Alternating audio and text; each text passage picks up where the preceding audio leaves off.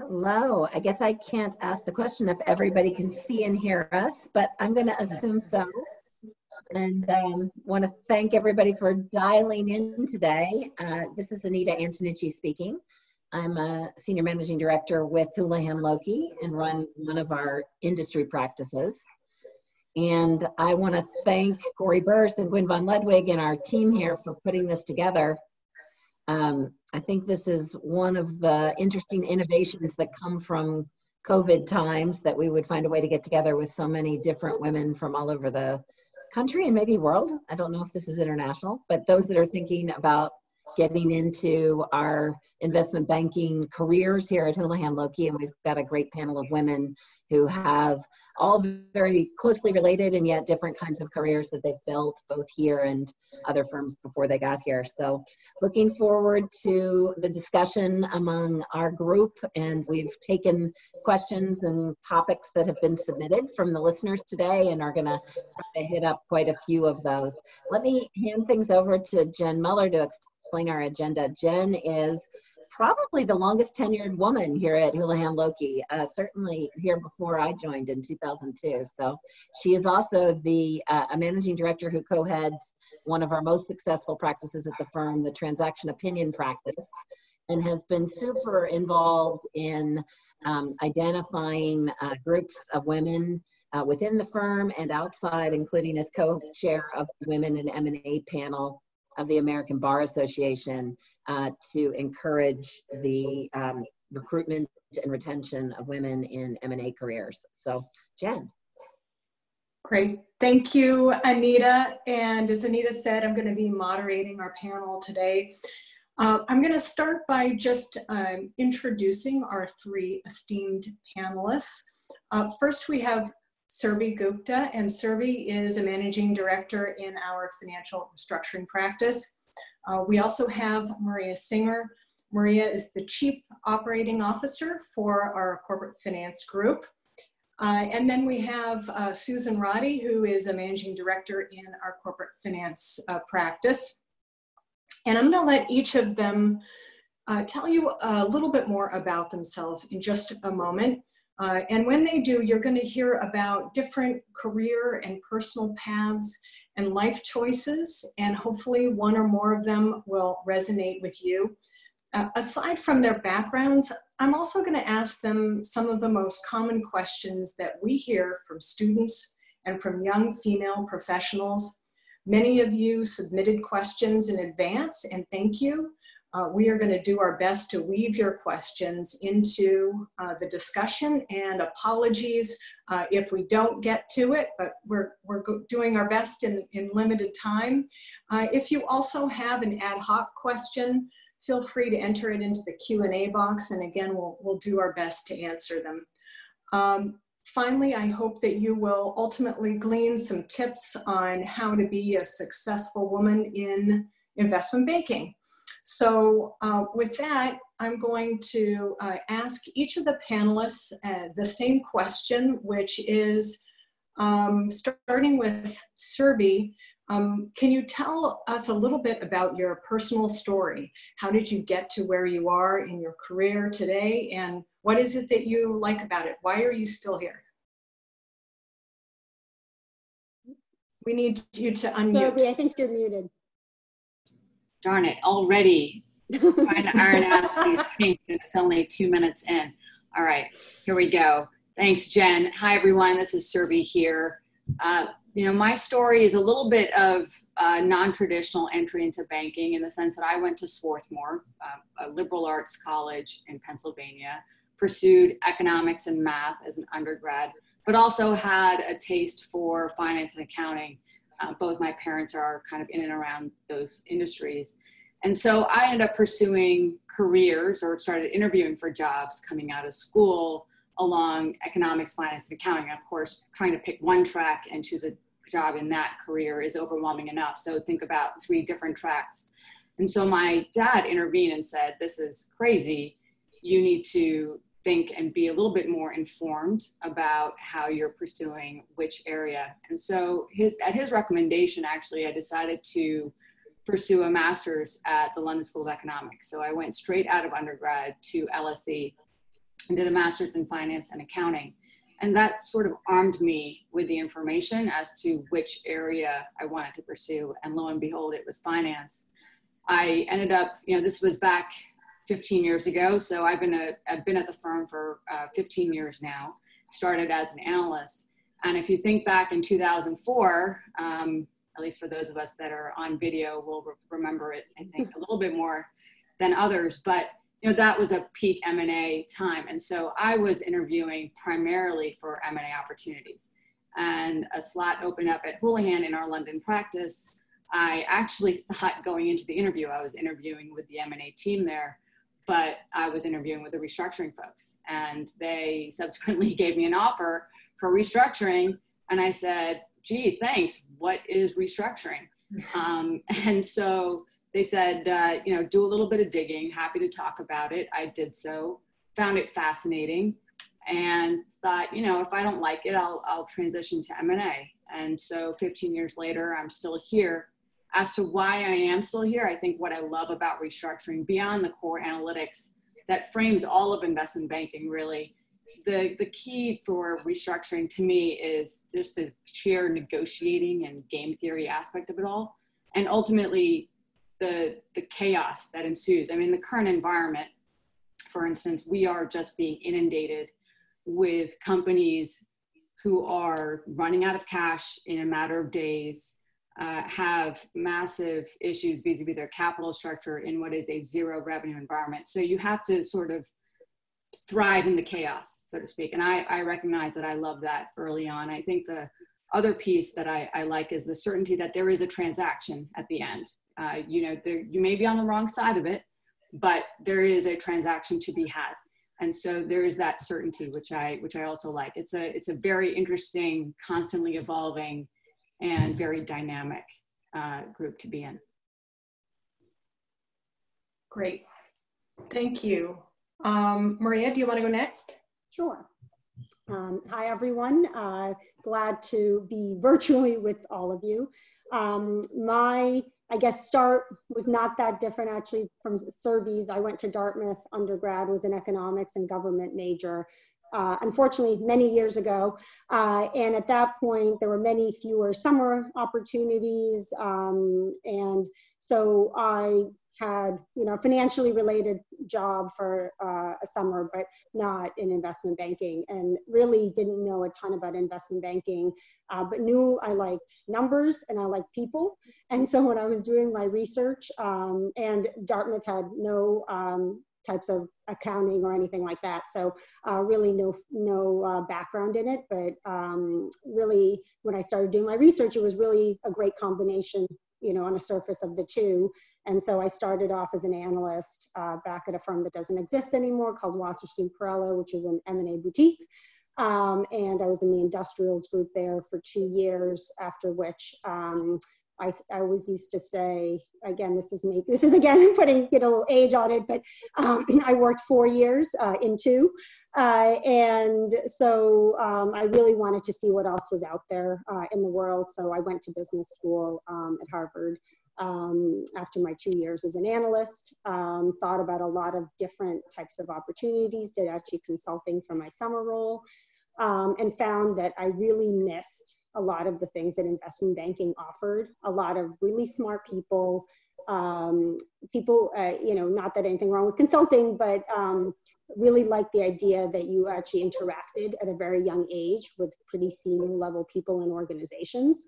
And they came and looked to you for advice. So that was really interesting, that you could work on multiple deals at a time. I thought about private equity, as a lot of people did then and do now, but actually not that many transactions actually happen that you look at in private equity, because you look at 100 and maybe do one.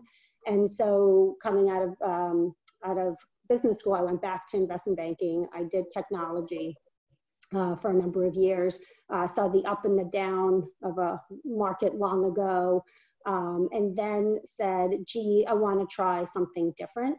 And I actually did a short stint, and I moved to Lehman Brothers when it still existed. And I did a short stint in the recruiting role there, but still really missed the business side of the business.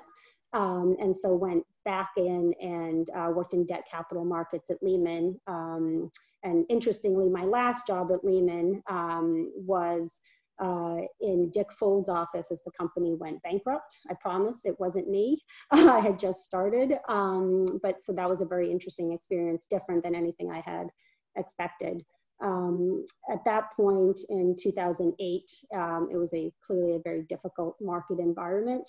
And I had decided that I wanted to, again, try something different, more in the business, operational side of the business. And so I moved to be the CEO of the M&A business at Blackstone. And then I was there until I started at Houlihan Lokey in a similar position in corporate finance 5 years ago. So a longer path and more roles along the way. But what I really love about Houlihan versus a lot of other places I've been, I mean, this is going to sound so cliche, but it's really all about the people and about the feeling that it's a very flat organization. If any of you wanted to call Scott Beiser, our CEO, he'd pick up the phone and talk to you. If you wanted to call Scott Adelson, our head of corporate finance, he'd get on your calendar and ask you a gazillion questions about your life. And I think that's really unique compared to a lot of other firms where, especially the bigger firms, and I know we're going to get into that, but where there's a lot more hierarchy and, you're just a cog in the wheel. I think you can make a real difference, both on a personal level and on a firm level, no matter what your seniority is. And I think that's, really great for me and, hopefully for a lot of other people as well. Great, thank you, Maria. And Susan. Hi, great to be with everyone today. I'm a managing director in our corporate finance group, really leading our efforts across consumer health and wellness and personal care in corporate finance. Like Maria, I had a little bit of a circuitous circular route to get here. I went to a small liberal arts college in Pennsylvania, like Serby. I was an accounting major, found myself in public accounting shortly after graduating, was there long enough to get my CPA and get my acceptance letter to business school, and then was out. I spent 2 years at Darden and was fortunate to get an internship with a bank that doesn't exist anymore. But back then there was a bank called Alex Brown based out of Baltimore, which was a very unique middle market type bank back in the day. Had a great internship there. In between my first and second year of business school, 9/11 happened. I ended up being one of the very few fortunate to still have a job upon graduation. That job soon found me in New York. A firm called Bankers Trust had acquired Alex Brown, and then a firm called Deutsche Bank had acquired both of them. So the good news was I had a job. The bad news was I was working for a big German bank I knew almost nothing about in New York City. But I packed my bags and moved.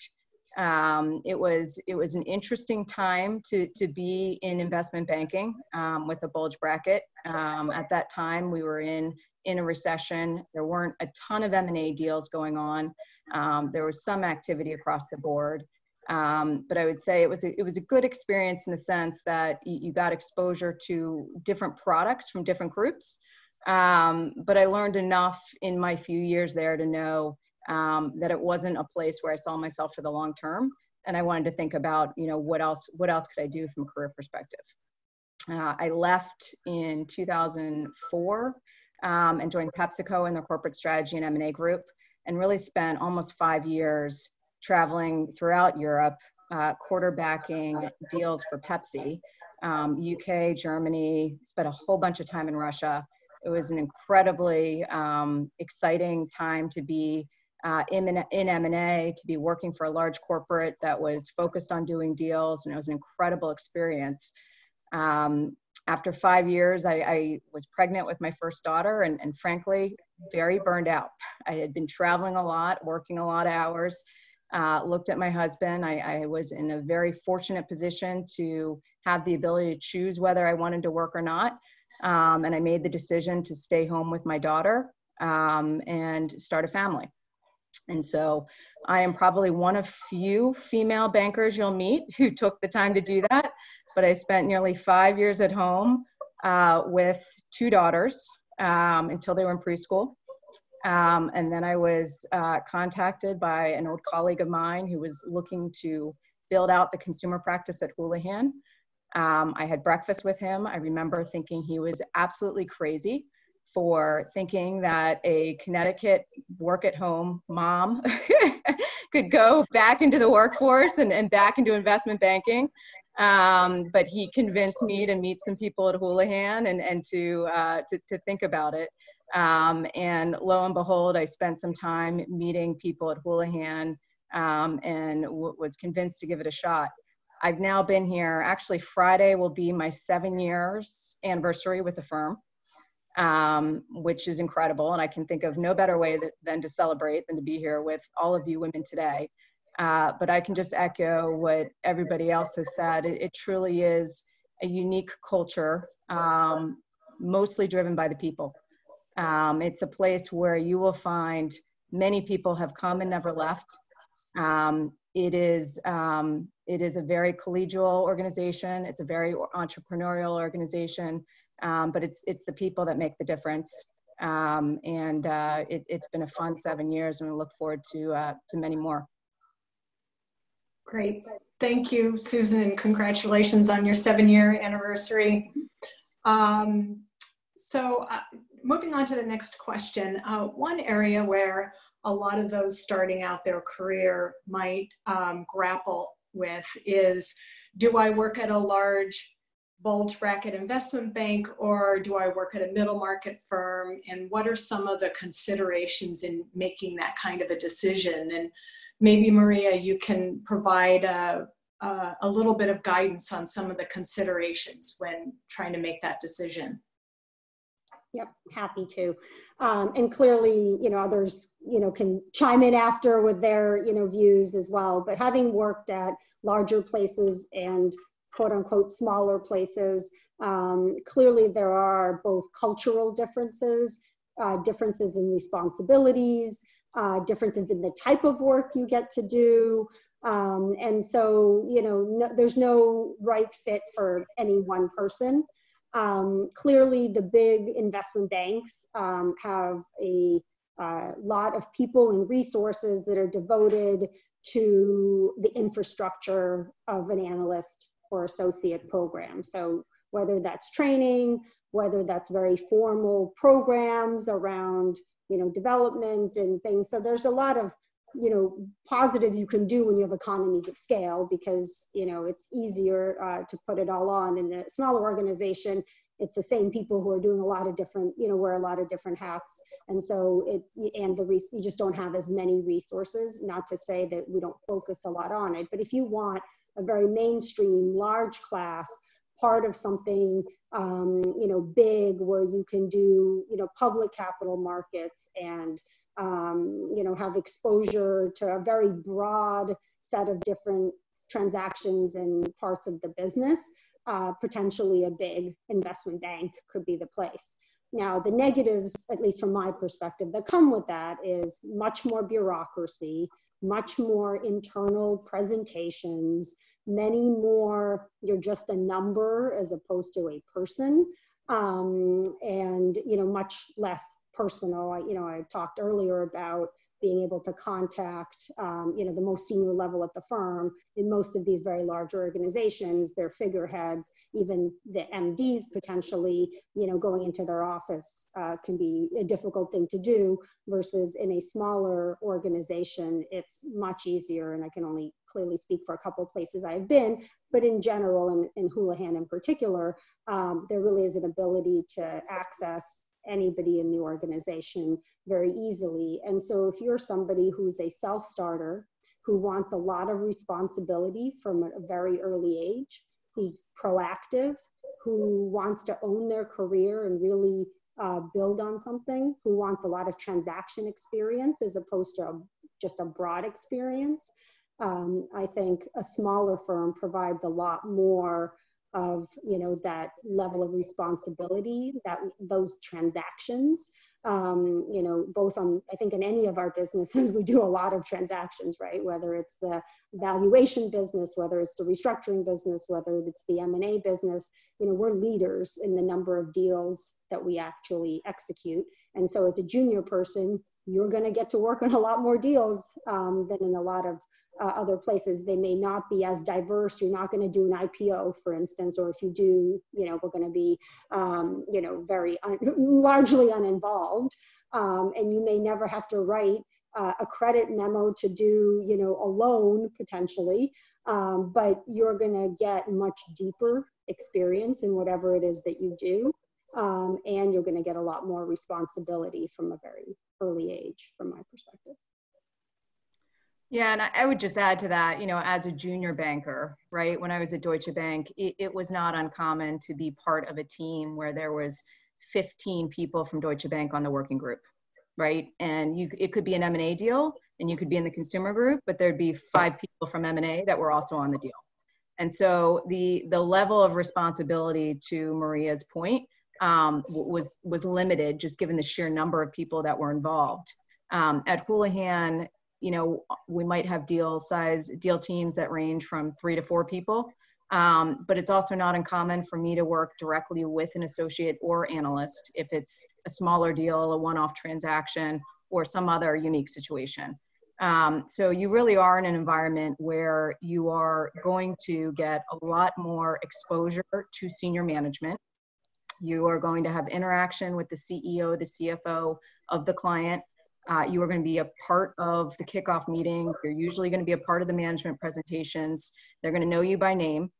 And depending on how you perform and how interested you are, there's going to be the opportunity to stretch up and take on more responsibility. And that's really going to be a function of you and your performance and your appetite to do more. I'd say in a bigger bank, you're going to be somewhat limited by what year you are and what your role is on the team. Great. Thank you, Maria and Susan, for those insights. Now we're going to move to some harder questions.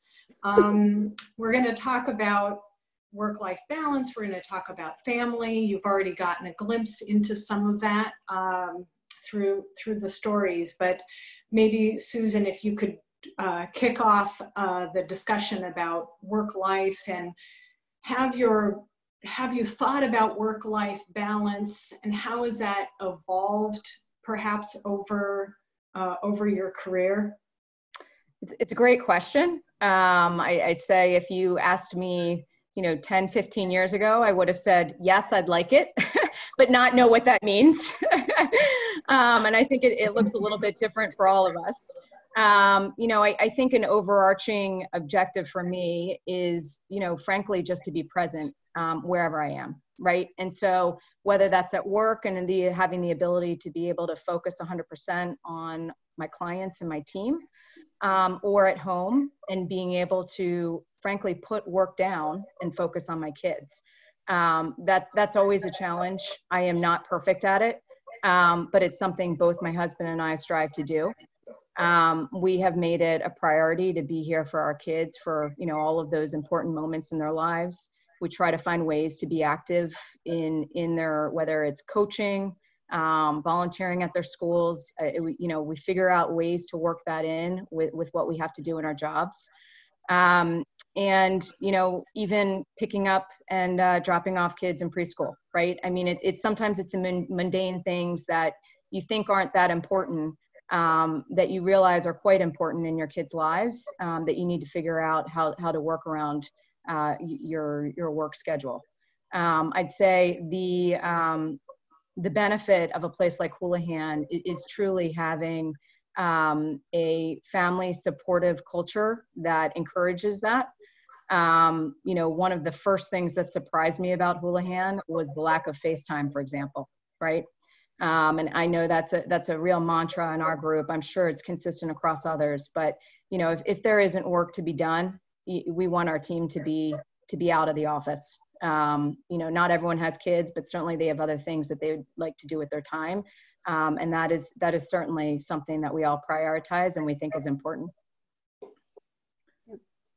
I can go next. Susie talked about her family. I have 3 children, 12, almost 11, and not almost 9.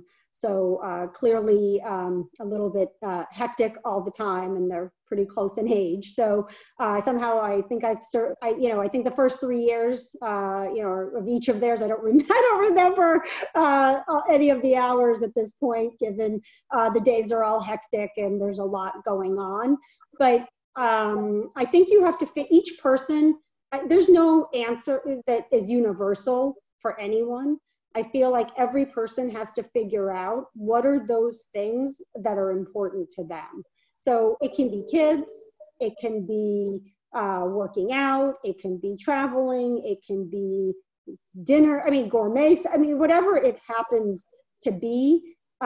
It's never, I can't think of, I know everyone says balance. I don't know that it's ever balanced, but you need other ways to regain your energy outside of the office. And you figure out what are each of your individual priorities. Of course, it gets easier to have those priorities as you get more senior and have more control over your lives. I'm not going to say a first-year analyst can say every day at 5 p.m. I'm out for the night until, for the next 5 hours. That's not going to be realistic, right? It is investment banking. But you have to figure out what are those things that are important to you. And, those can be non-negotiable, right? But you have to communicate. It can't be, people are guessing what those important things are, because if everything's important, it's impossible to do everything. And so if every day you're going to your team and saying, I'm not available, I'm not available, I'm not available, that's not going to feel really good. But if you're a conscientious hard worker and you go and you say, hey, I have something coming up that's really important to me, everyone is going to be understanding of that and supportive, and will help figure out how does everyone pick up the slack so somebody else can do something. But, you are, and we'll get more into this, but you're your own best advocate. If you're going to wait for somebody else to tell you to go home or to not, go do something, of course, some people will, but if you don't own it, no one's going to own it. And so I think I have learned over time, because I am somebody who, when I start in my work groove, I get pretty far into it, and I need to figure out when are those times that, you get to prioritize. In some ways, not that any one of us would have wished COVID to have happened, but it has actually given us all an interesting opportunity to see how much you can actually do from home, where a lot of us were either on the road or with clients or both. And it's been an amazing opportunity to be able to see how much we can do at home and to balance in family in times that we never would have in the past, because we would be in the office. So I think it will be a really interesting dynamic once hopefully we all get back to the office, to see if we can make some of these changes, because I think they have been great from a family dynamic for so many people. Actually, we have people who are senior MDs who have kids who are 30 years old at their house, and they have grandkids at their house. And it's so, I think it's been a real awakening on how important family is and how you can actually do more remotely now than ever. Great, thank you, Maria. Surbi, along the same lines, can you talk a little bit about your family planning and how you've navigated some of those kind of work versus family and having kids? Sure. So, I think picking up on some of the themes that were referenced by both Susan and Maria, I think, look, my path, I started as an analyst. So, starting at the bottom, you're working long hours, worked through the last recession rather, and, was really inundated with work. And I decided, again, everybody has different decision-making authority. I decided that I was going to wait to have kids until I hit some key milestones from a career perspective, because I decided I really loved Houlihan. I had opportunities to move to the buy side after the recession. back in '09. And I thought, well, I really love what I do. I love the people that I'm working with. I think, as was said by others, we have folks that have been at the firm for 25, 30 years, great source of knowledge. And just, Houlihan is a human capital. Our greatest asset is human capital. So just the sheer powerhouse of knowledge in the firm really attracted me. And I thought, well, I'm going to stay here. But just given the work, I thought I'd rather wait till I hit, VP, SVP type milestones to start thinking about kids. And so that's what I did. That was a personal decision. The firm had, there was nobody in the group who had a view one way or the other. And when I did decide to have kids, I received all the support in the world. I think that, the two things that really matter here to me was, one, balance is a relative thing, I think has been said oftentimes, and the pendulum skews, to one extreme to the other. And I think for me, it was about laying ground rules in the office. So, I do it now. I try to leave by a set time and come home so that I can spend time with the kids, and so I can see them both in the morning and at night. And that's sort of my own rule, but I've also made it clear to my team so that, there's an hour when I get home where I'd like to not be, bothered while I spend time with them, to Susan's point, to be actually present and not be trying to field calls and hang out with them. I think the other is, to Maria's point about being vocal and being your own advocate. I think what you'll find in any career, though, and especially in banking, it's a meritocracy, and what you put in is what you get out. And if you have built a goodwill and credibility with your colleagues over time, that pays off in spades, and people will give you that extra rope and give you the time and flexibility that you need to accommodate, because we ultimately all value talent and we want to retain it and harness it. And as was pointed out, even in these days of working from home, the silver lining is I get to see my kids more often than I would in this environment. If I was in the office, I'd probably be working nonstop. So, we've all figured out ways to make this work, and it's been a net benefit. Great, thanks, Surbi. Well, we're going to move tracks just a little bit and talk about a little bit of a less gender-specific topic, but I think one that's very important and relevant right now. And so we're going to talk a little bit about COVID-19 and how that is impacting your jobs, your roles. Susan, can you just talk a little bit about what you're doing and how it's impacting your job right now? Sure. And this will be a fun one because I suspect Surbi and I will have very different answers. But look, 90% of what I do on a day-to-day basis is M&A. Obviously, Houlihan, like many banks, not just in the US, but globally, has seen a significant fall off in M&A deals getting done right now. I think there's been some exceptions to that. We certainly are involved in some of those. I think deals that were fairly advanced before COVID hit are finding their ways to get done, particularly if there's a strategic buyer involved. I think we're still seeing some smaller divestitures and smaller add-ons getting done, particularly if the buyers are strategic and financing is not an issue.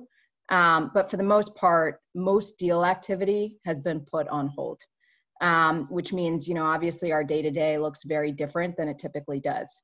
I do feel somewhat fortunate in that some of the sectors that I cover, health and wellness in particular, is one of the bright spots that we're seeing from a consumer perspective during the health crisis. Obviously, there's increased focus from all consumers now on self-care, prevention, treatment.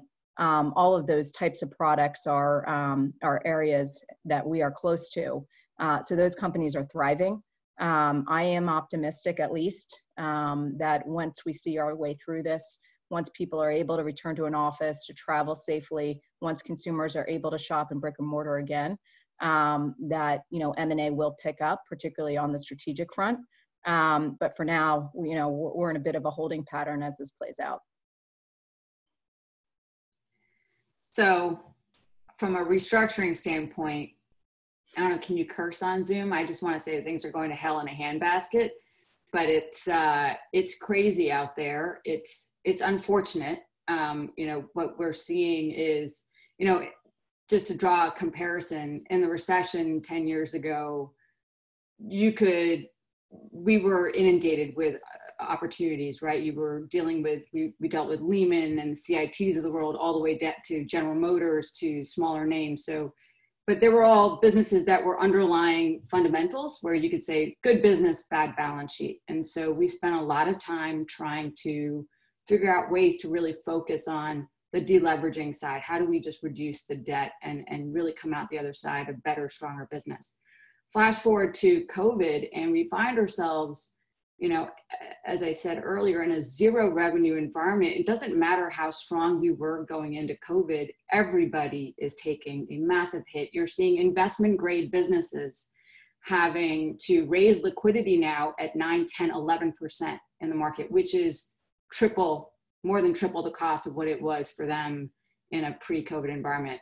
And they don't even need the liquidity now. Maybe some of them are sitting on $2 billion of cash, but even then they're doing drive-bys with $500 million add-ons.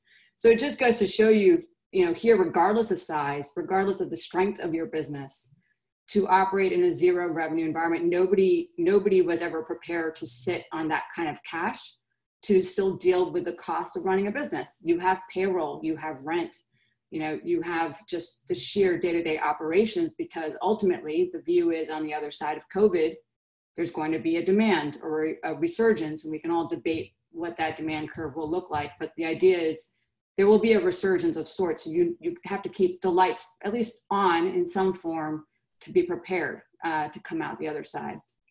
So we are dealing with companies large and small, you know, from the Macy's and the JCPenney's and the Neiman Marcus's of the world, all the way down in retail, for instance. But we are, you know, you've got the rental car businesses, the travel agencies, the theaters, any form of out-of-home entertainment. So we're seeing just massive carnage across these various sectors. And we are, in the first instance, very focused on liquidity. You know, cash is king these days. So we're working very much collaboratively. If we're on the creditor side, we're working collaboratively with the companies, and on the company side, vice versa, because nobody is really incentivized to be overly aggressive. Because what are you going to do? You're going to take ownership of a business that's generating no revenue and do what with it? So I think there's a real earnest effort on the part of lenders and companies alike to find a collaborative solution, find a way to, you know, increase liquidity, provide some new money, create a stabilized environment, at least for these businesses to operate in limbo for some period of time, because nobody knows how long they'll have to be shut down for. And in fact, many of the numbers that we look at are constantly changing for that reason. So that makes it incredibly difficult. You know, we're sizing a new money check for a company last week. This week, the numbers have changed because the operations won't resume for another 4 weeks. That's X hundred millions of dollars that need to be funded. So, you know, it's a constantly evolving situation. People are doing the best they can with the information they have, knowing that there is no perfect information. We're all kind of trying to guess as to what this is going to look like. So it's been, I think the key here is no sector has been left untouched. And I think more so this time than last time, there's a real, because everybody needs money, I think there's an even further emphasis on figuring out, you know, there are plenty of businesses, good business, bad balance sheet, but there are also, unfortunately, going to be businesses that just don't survive. And, you know, I think a lot of investors, folks that we work with, hedge funds, creditors, CLOs, all different types of shops are having to reevaluate. You can't just write endless amounts of checks to every credit that has a problem. So there's a lot more work, and we're doing it collaboratively with our industry colleagues who have the know-how, with Susan on the health and wellness and beauty side, with our retail consumer folks, with our food and bev guys, with our industrial guys, because we're doing a lot of auto, for example, type work, trying to have them use their expertise to figure out what is the right path forward for this business. Is there an underlying business that really works? Forgetting the balance sheet, are there good fundamentals here? And so there's a massive cross-product group effort to really harness the knowledge in a time like this where knowledge is power, and we need to harness it and use it wisely, because our clients don't know where this is going and they need all the expertise they can get. So it's an unprecedented would be an understatement. This is something nobody prepared for, and we're all doing the best we can. I think I've been surprised by just the overwhelming response in the credit markets. People are trying to be helpful, not be overly aggressive, at least vis-a-vis the restructuring dynamic that we're seeing. So we'll see how long that lasts. But it's been, I would say in the last 6 weeks since we officially started working from home, we've probably, I want to say we're getting like a deal every 2 days or so. I mean, it's been pretty rapid pace of activity. Great, thanks, Surbi. And Anita mentioned this in the beginning, that I've been around for a while. So I've been at the firm for 25 years this summer. And I would say that and I've been through several cycles at the firm.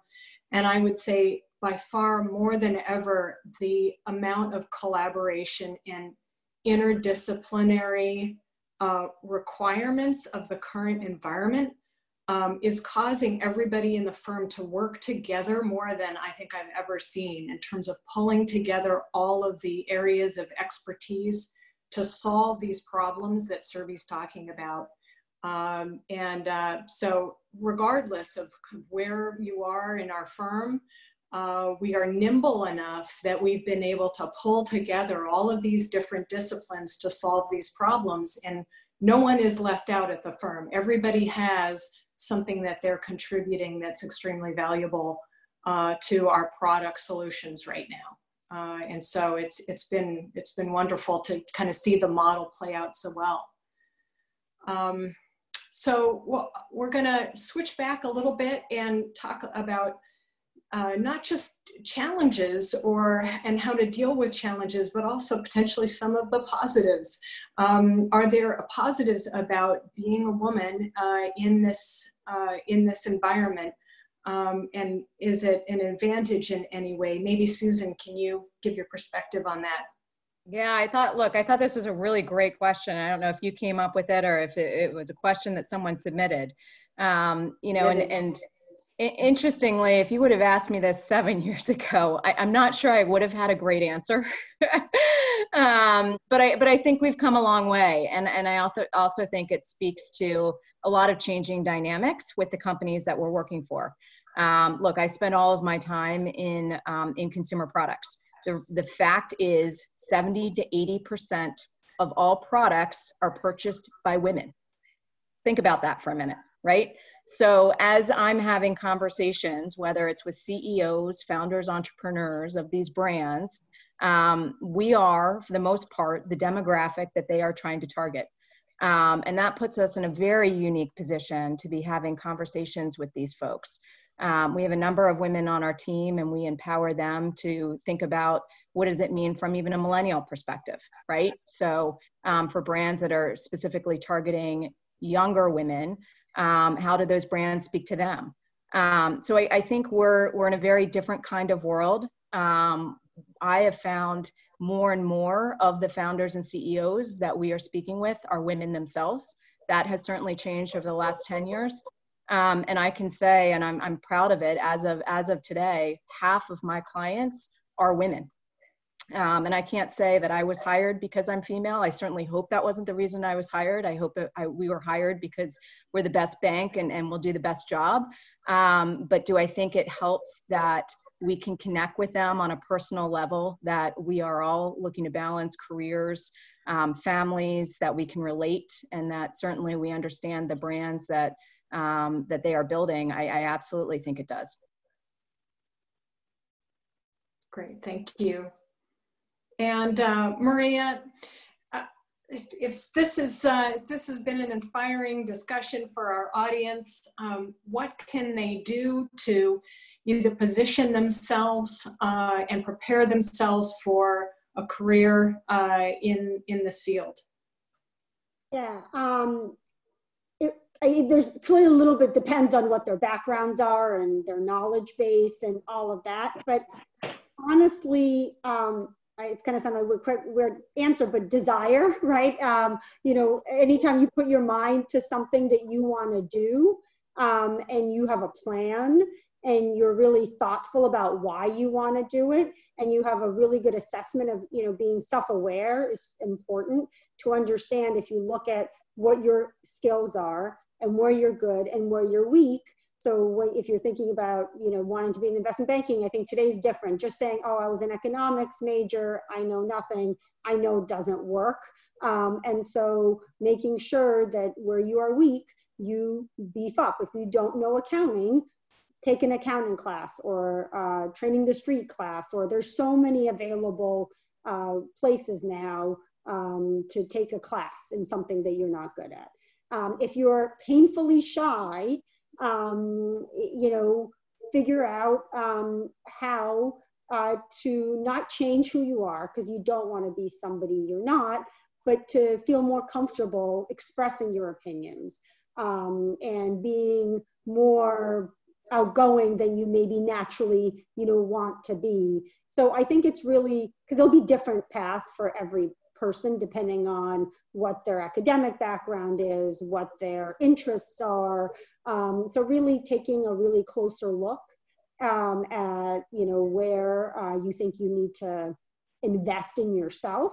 And, you know, then also picking a place that I think matches where your strengths and your aspirations and your values are, to make sure you have the best success rate. Because we may get to it, but one of the things I would say is you'll be most successful where you feel like you fit in is the wrong word, but where your interests align with the interests of the organization, where your hopes and dreams align with the organization. If you have to change completely who you are to get into investment banking, it probably will not work out in the long run or even the medium run, because if you're not a numbers person and you want to be an analyst, there's going to be a mismatch. Maybe at some point you could be a great senior banker, and if you do 20 different jobs before then, but if, you know, if that's something you don't want to do in your job, probably something else will be better. So I think taking a fair look at yourself and making sure that, you know, what these jobs are will make you happy and will get the best out of you. I mean, is the best that I can answer. I don't know if, you know, Susan, Serby, Jen, you have your advice. No, I think those are all fair points. I think to help you be informed about, I think one of the earlier topics was big bank, small bank. And the one of the few ways that you'll really understand it is if, you know, you reach out and talk to some of the peers who may have, you know, either graduated recently or any friends that you know, even hitting up your parents who may have colleagues that are in the space. I did that back 15 years ago as well. You know, just trying to be more informed about that culture and that dynamic. You know, there are key differences, as Maria pointed out, between a bigger bank and a smaller bank like ours, and trying to sort of figure out what culture fits your style and personality. So, you know, speak to as many people as possible, and they won't mind that you reach out to them. You know, we spend a lot of time talking to folks, you know, helping them think through what is the right path forward. This may not be, as Maria said, for everyone, but we can also guide you in other directions. So, you know, reach out to people that you know, and you take advantage of that knowledge. Okay, great. Thank you. I'm going to open this up to the group and just see if anybody has anything to respond to this one, which really is just, is there any either advice that you have other than what Maria and Serbi have indicated in terms of anything that you wish you had known early on in your career, or advice that you would give for someone that's starting out that you wish you had heard? I mean, I can start, and hopefully others.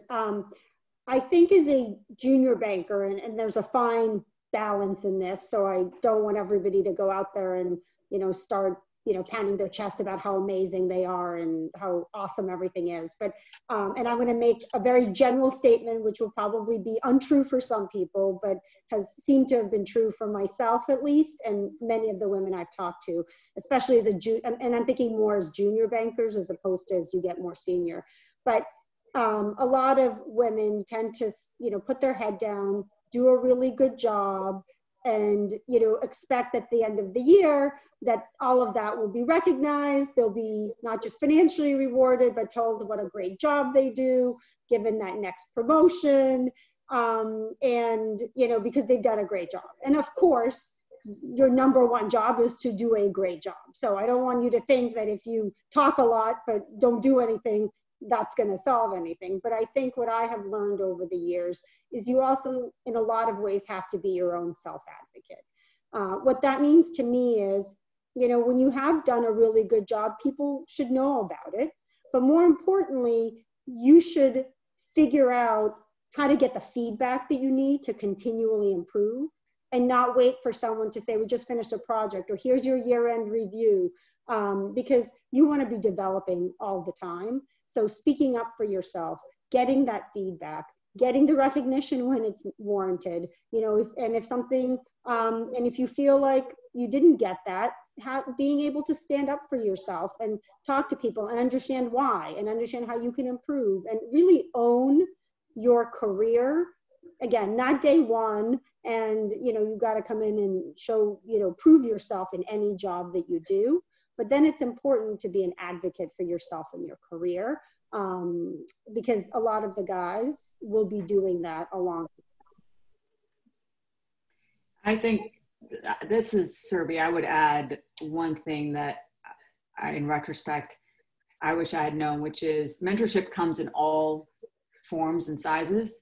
And, I think back to when I started, for instance, there were no other women in my group when I started. And I thought, well, who do I look to for advice? And it so happened that, there were a couple of, male colleagues of mine who were senior who took me under their wing and saw talent and helped groom it. And, I still, that was in the London office. I since transferred to the New York office a few years later, and have stayed in touch. But I have folks that I consider to be mentors that are across product groups. I have one in the industrials group who I talk to every now and again. There's folks across the firm who we've crossed paths, whether it's in deals or just social conversations. And, I think mentorship and guidance, in fact, is better when it's coming from outside of your group in a way than it is when it's someone who's that you work with on a day-to-day basis. It provides a great perspective and just unbiased sort of view as to the career path and options, and even helping with the self-advocacy point. So I think that, that to me, I have really seen the wealth of relationships that I've developed over the years, and many of them have come really outside of the restructuring group. I think that's a great point. And even outside the firm, the more senior you get, the more opportunities there are to find mentors, around the firm and outside the firm as there is in it. The other piece of advice I wish I had appreciated at a younger age, the Serbis are few and far between, meaning the women that come in at an analyst level work their way straight through to managing director and do it in a short time period. It's tremendous, but it's not how a lot of us end up here or wherever we end up. And I would say, at different points in your career, you're going to be presented with opportunities. Don't be afraid to take them. There's things to be learned, you know, whether it's in investment banking or out of it. I look back on my 5 years at Pepsi, and I never would be where I am today without that experience. And even, you know, spending time at home with my kids, there's things that I've taken away from that as well. So don't be afraid to embrace change, embrace new experiences. I think ultimately they all come together and will make you better at your career wherever you end up, whether it's in investment banking or somewhere else. And sorry, and one thing that somebody, I mean, it may have even been Sheryl Sandberg if I steal her line, but what really got me in that comment was, don't opt out until there's an option to opt out. Because so many women say, like, they look forward 10 years. They're like, well, if I join as an analyst in investment banking, I'm gonna, you know, be working really hard for 4 years. And then what happens if I want to meet someone and I want to get married and I want to have kids? Okay, I can't be an investment banker because I can't do all of that in any time frame.